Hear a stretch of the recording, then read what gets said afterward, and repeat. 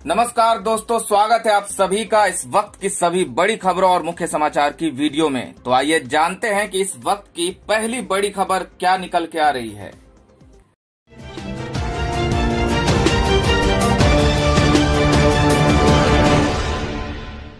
दोस्तों, पहली बड़ी खबर निकल के आ रही है कि बचते बचाते अब भी पैदल गांव लौट रहे प्रवासी मजदूर, जांच नहीं होने से बढ़ सकता है संक्रमण का खतरा।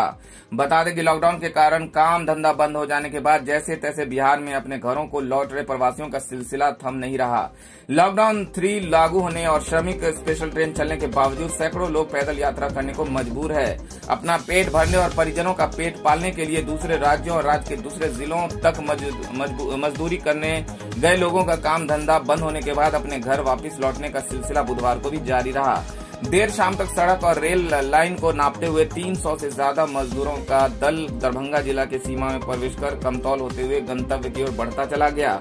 संक्रमण के भय से मजदूर भले ही खुद की सुरक्षा को लेकर डरे सहमे हुए नजर आए, लेकिन साथ लेकर गए बाल बच्चों और गांव में छोड़कर गए परिवार के सदस्यों की चिंता ने इन मजदूरों को वापस लौटने को मजबूर किया।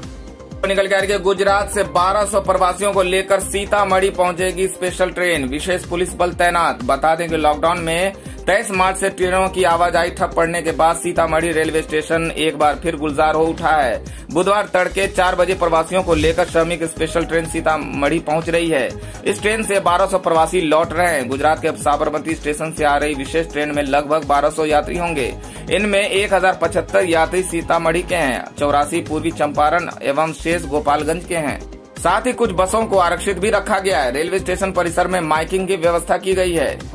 एसडीआरएफ एवं विशेष पुलिस बल के जवानों को पर्याप्त संख्या में प्रतिनियुक्त किया गया है। गुजरात में फैले संक्रमण को देखते हुए प्रशासन द्वारा विशेष सतर्कता बरती जा रही है। प्रतिनियुक्त अधिकारियों एवं कर्मियों के अलावा सभी के प्रवेश पर प्रतिबंध लगाया गया है। कर्मियों एवं अधिकारियों को भी अपनी सुरक्षा का ध्यान रखते हुए कार्य करने का निर्देश दिया गया है।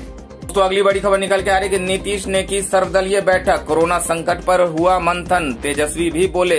बता दें कि बिहार में कोरोना महामारी के संकट के बीच सरकार की ओर से सराहनीय पहल शुरू हुई है। मंगलवार को देर शाम कोरोना संकट से निपटने के लिए राजनीतिक दल आपसी कटुता भुलाकर एक मंच पर आए।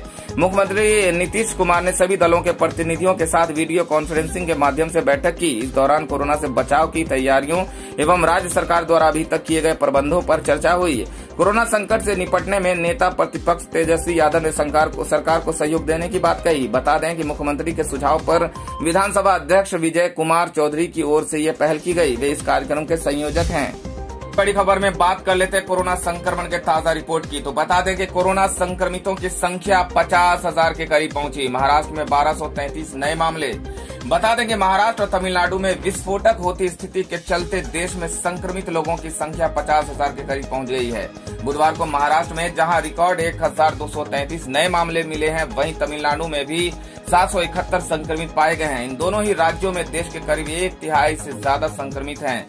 केंद्रीय स्वास्थ्य मंत्रालय की तरफ से जारी आंकड़ों के मुताबिक देश में पिछले 24 घंटे में 126 लोगों की जान गई और 2,998 नए केस मिले हैं। इसके साथ ही कोरोना से जान जाने वालों की संख्या 1,694 हो गई है और अब तक 49,391 संक्रमित हुए हैं। 14,000 से ज्यादा लोग अब तक स्वस्थ भी हो चुके हैं। तो अगली बड़ी खबर निकल के आ रही है कि दिल्ली के बाद अब यूपी में भी महंगी हुई शराब, पेट्रोल और डीजल की कीमत में भी बढ़ोतरी। बता दें कि कोरोना वायरस के कारण लागू लॉकडाउन के चलते उत्तर प्रदेश सरकार की कमाई को तगड़ा झटका लगा है। ऐसे में बेपटरी हुई अर्थव्यवस्था को सुधारने के लिए योगी सरकार ने कई अहम फैसले लिए हैं। इसी क्रम में बुधवार को यूपी कैबिनेट की बैठक में पेट्रोल पर 2 रुपये प्रति लीटर और डीजल पर 1 रुपये प्रति लीटर वैट बढ़ाने को मंजूरी दे दी गई है। इसके अलावा देशी शराब की कीमत भी 5 रुपये बढ़ा दी गई है। अंग्रेजी शराब की कीमत 20 से 400 रुपये तक बढ़ा दी गई। आज रात 12 बजे से बढ़ी हुई कीमत लागू हो जाएगी।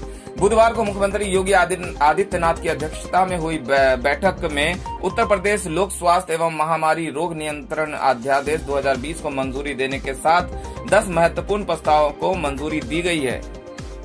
कोविड-19 के कारण जारी लॉकडाउन से पटरी से उतरी अर्थव्यवस्था में फिर से जान फूंकने के लिए यूपी कैबिनेट ने पेट्रोल व डीजल पर वैट बढ़ा दिया है। मुख्यमंत्री योगी आदित्यनाथ की अध्यक्षता में हुई बैठक में पेट्रोल व डीजल पर वैट बढ़ाने को मंजूरी दे दी गई है। इसके अलावा शराब की कीमत भी बढ़ा दी गई है।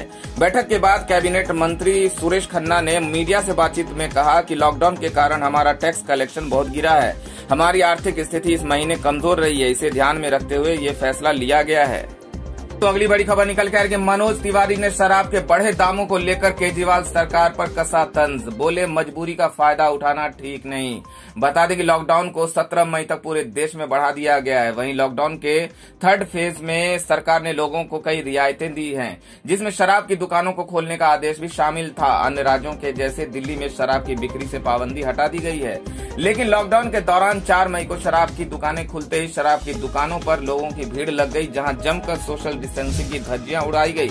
इतना ही नहीं, अपने दिल्ली में शराब के दाम 70% तक बढ़ा दिए गए। इसे लेकर बीजेपी सांसद मनोज तिवारी ने दिल्ली की केजरीवाल सरकार को आड़े हाथों लिया।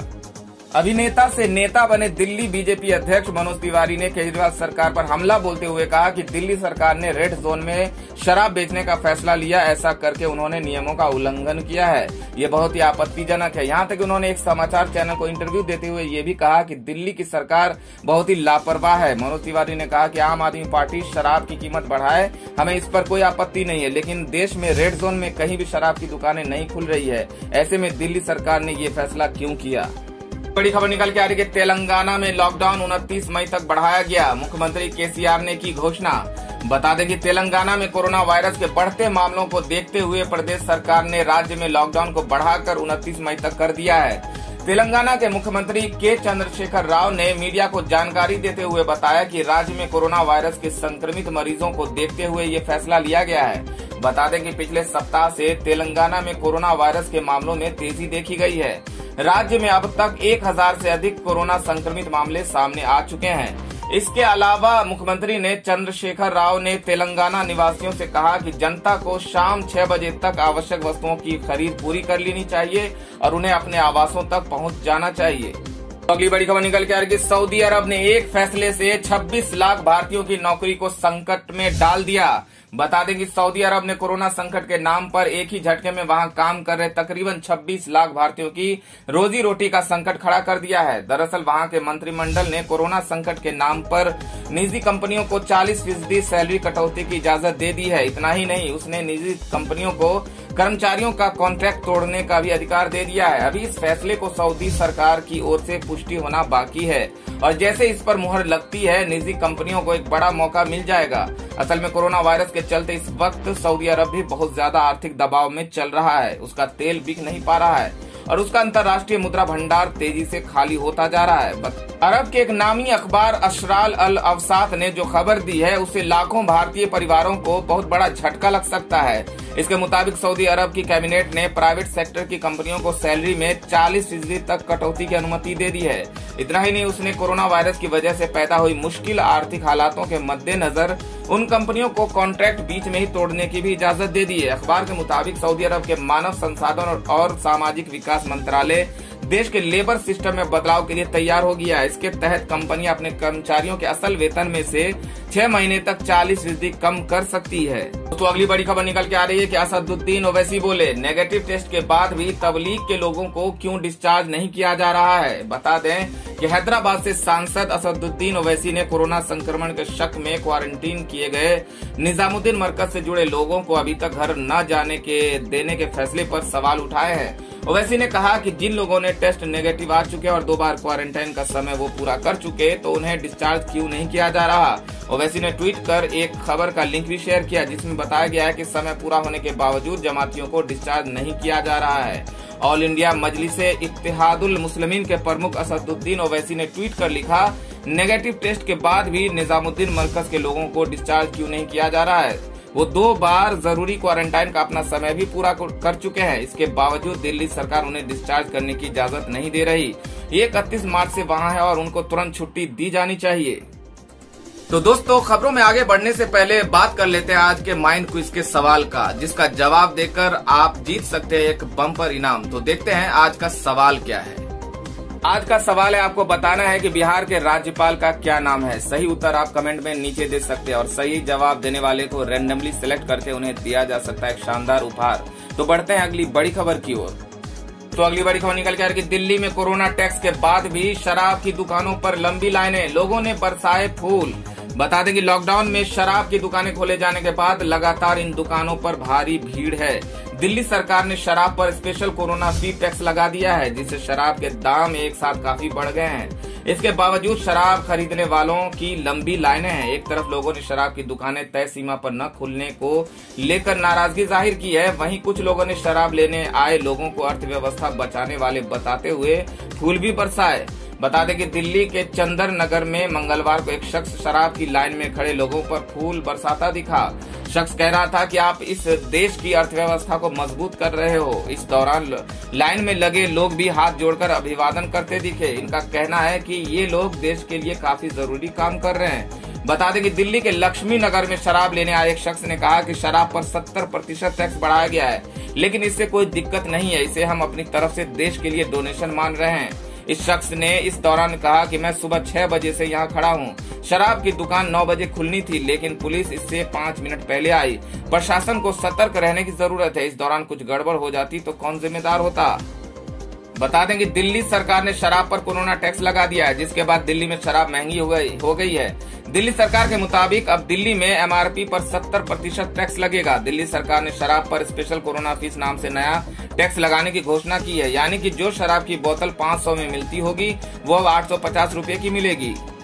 तो अगली बड़ी खबर निकल के आ रही है कि मुंबई में 17 मई तक धारा 144 लागू, कोरोना संक्रमितों की संख्या हुई 9000 पार। बता दें कि महाराष्ट्र के मुंबई शहर में कोरोना वायरस का खतरा अभी भी बना हुआ है, जिसके चलते यहां 17 मई तक सीआरपीसी की धारा 144 लागू रहेगी। मुंबई पुलिस के अनुसार शहर में सभी गैर जरूरी सेवाओं के लिए एक या एक से अधिक व्यक्तियों की आवाजाही रात 8 से सुबह 7 बजे के बीच प्रतिबंधित रहेगी। मुंबई में कोरोना वायरस संक्रमण के अत्यधिक मामलों की वजह से पूरे शहर को रेड जोन घोषित किया गया है। अधिकारी ने एक आधिकारिक आदेश के हवाले से कहा, हमने सीआरपीसी की धारा 144 को बढ़ा दिया है, जिसमें लोगों के जमा होने पर पाबंदी है। अधिकारी ने कहा कि नागरिकों को सुबह 7 बजे से रात 8 बजे के बीच आवश्यक वस्तुओं को खरीदने के लिए घरों से बाहर निकलने की अनुमति है, लेकिन उन्हें सामाजिक दूरी कायम रखने के नियम का पालन करना होगा। तो अगली बड़ी खबर निकल के आ रही है कि रमजान के पवित्र महीने में रोजा तोड़कर प्लाज्मा डोनेट कर रहे हैं तबलीगी जमाती। बता दें कि कोरोना वायरस के बढ़ते संक्रमण के बीच तबलीगी जमात के लोगों को लेकर कई खबरें सामने आई हैं। क्वारंटाइन सेंटर से लेकर अस्पतालों में तबलीगी जमात के लोगों पर कोरोना के इलाज में सहयोग न करने का आरोप लगा, तो वहीं उन पर देश में कोरोना के मामले बढ़ाने का दोष लगाया गया। इसी बीच इस समुदाय के लोग अब कोरोना की लड़ाई में सहयोग देने के लिए आगे आ रहे हैं। तबलीगी जमात के 150 लोगों ने पवित्र रमजान का रोजा तोड़कर प्लाज्मा डोनेट करने और कोरोना से जूझ रहे लोगों की मदद करने की दिशा में कदम बढ़ाया है। कोरोना से ठीक हो चुके करीब 150 जमातियों ने दिल्ली के 3 सेंटर्स पर प्लाज्मा डोनेट करने का फैसला किया। दिल्ली स्वास्थ्य मंत्रालय की ओर से प्लाज्मा कलेक्शन ड्राइव की जिम्मेदारी संभाल रहे डॉक्टर मोहम्मद शुएब अली ने बताया कि 3 क्वारंटाइन सेंटर्स पर प्लाज्मा सैंपल कलेक्ट करने का काम किया जा रहा है। उन्होंने बताया कि 150 तबलीगी जमात के लोगों ने प्लाज्मा डोनेशन की इच्छा जताई है। उन्होंने बताया कि प्लाज्मा डोनेट करने से पहले डोनर को खाना खाना होता है, ऐसे में जमातियों ने रोजा तोड़कर प्लाज्मा डोनेट करने का फैसला किया है। अगली बड़ी खबर निकल के आ रही है, भीड़ के चलते दिल्ली में शराब दुकानदारों की मांग, ऑनलाइन शुरू की जाए बिक्री। बता दें कि लॉकडाउन 3 में शराब की दुकानों को खोलने के आदेश सरकार की ओर से दिए गए हैं। कई जगहों पर सोमवार को शराब की दुकानों पर भीड़ भी दिखाई दी, इसलिए शराब निर्माता कंपनियों ने शराब की ऑनलाइन बिक्री को इजाजत देने की वकालत की है। कोरोना वायरस महामारी के कारण पूरे देश में 25 मार्च से लॉकडाउन लागू है। 3 मई से 17 मई तक लॉकडाउन का तीसरा चरण चलेगा। सरकार ने राजस्व के हो रहे नुकसान के मद्देनजर लॉकडाउन के तीसरे चरण में शराब की दुकानों को खोलने की ढील दी है। इसी के तहत करीब 40 दिन बाद शराब की दुकानें सोमवार को खुली। हालांकि लोगों की भारी भीड़ उमड़ने और अफरा तफरी मचने के कारण दिल्ली, पश्चिम बंगाल, राजस्थान और आंध्र प्रदेश में खुलने के कुछ मिनट बाद ही दुकानों को बंद करना पड़ा। बता दें कि शराब उद्योग से जुड़े संगठनों ने कहा कि करीब 1.5 महीने से लोगों को शराब नहीं मिली। इस कारण सोमवार को दुकान खुलते ही लोग इस दुकान पर टूट पड़े। कुछ संगठनों ने कहा कि उन्हें पहले से ही ऐसा होने का अंदेशा था और इसी कारण उन्होंने सरकार को शराब की ऑनलाइन बिक्री करने और होम डिलीवरी करने की इजाजत देने का सुझाव दिया था। AIDA ने दुकानें खोलने की छूट के देने का निर्णय का स्वागत करते हुए कहा कि स्थानीय प्रशासन को दुकानों पर भीड़ नियंत्रित करना चाहिए था।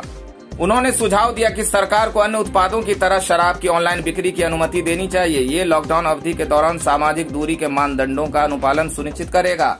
अगर ऑनलाइन बिक्री जैसे चैनलों को अनुमति दी जाती है तो इससे दुकान पर भीड़ कम हो जाता और बहुत से लोगों को दुकान पर जाने की जरूरत नहीं होगी। तो अगली बड़ी खबर में बात कर लेते हैं आज के मौसम समाचार की। तो बता दें कि अगले 3 दिनों तक इन 10 राज्यों में हो सकती है भारी बारिश। स्काईमेट ने जारी किया अलर्ट।